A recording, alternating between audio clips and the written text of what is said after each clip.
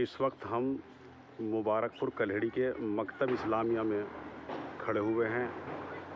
इसी मदरसा इस्लामिया के अंदर हज़रत शाह विलायत का आस्थाना है और 23 अगस्त की दोपहर मुंशी इरफान साहब का इंतकाल हो गया है। 24 अगस्त की सुबह 10 बजे के बाद उन्हें यहाँ पर जो मज़ार का ये पूरब वाला हिस्सा है, इसमें उनकी तदफीन की गई है। 24 अगस्त 2025 को 10 बजे के बाद उनकी तदफीन हो गई है।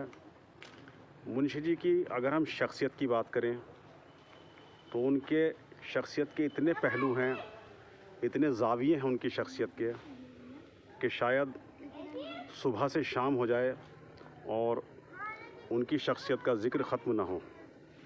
तमाम पहलू हैं, तमाम अलग अलग तरह के उनके अपने ज़िंदगी जीने के जो अंदाज़ थे, तमाम चीज़ें वो हमारे बीच में छोड़कर चले गए हैं। आने वाले तमाम सालों तक, तमाम सदियों तक जो उनकी यादें हैं वो उनके चाहने वालों के दिलों में ज़िंदा रहेंगी। एक सबसे बड़ी ख़ास बात ये थी मुंशी जी की शख्सियत की कि वो हिंदू मुस्लिम एकता के बहुत बड़े लंबरदार थे। यानी जो सांप्रदायिक सौहार्द होता है उसके वो बहुत बड़े लंबरदार थे। आज हम उनकी शख्सियत के इसी पहलू पर इस वीडियो में ज़िक्र करेंगे, चर्चा करेंगे। जब आज से 40 साल पहले मैं ख़ुद उन्हीं की ज़ेर निगरानी मकतब में पढ़ रहा था, तालीम हासिल कर रहा था। बात सन 1980 से पहले की है। तो इसी गांव के रहने वाले गोकुल प्रसाद उनके पास आया जाया करते थे। चूँकि उस वक्त हम बड़े नासमझ थे, कमसिनी का दौर था, कमसिनी का वक्त था, तो हमें इतना पता था कि ये मुंशी जी के पास मिलने आते हैं।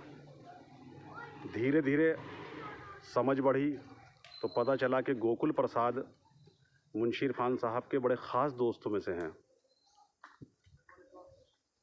गोकुल प्रसाद का 1995 में इंतकाल हो गया, लेकिन उनकी दोस्ती, उनकी आपस में जो एकता थी वो बराबर बनी रही।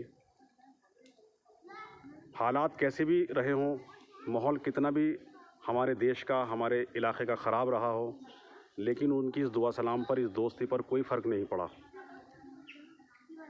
30 अक्टूबर 1990 में जब बिजनौर में कशीदगी पैदा हुई, तनाव पैदा हुआ, हिंदू मुस्लिम झगड़े का जब माहौल बना, तब भी उनकी ये दोस्ती लगातार बनी रही और गोकुल प्रसाद लगातार मुंशी इरफान साहब से मिलते रहे।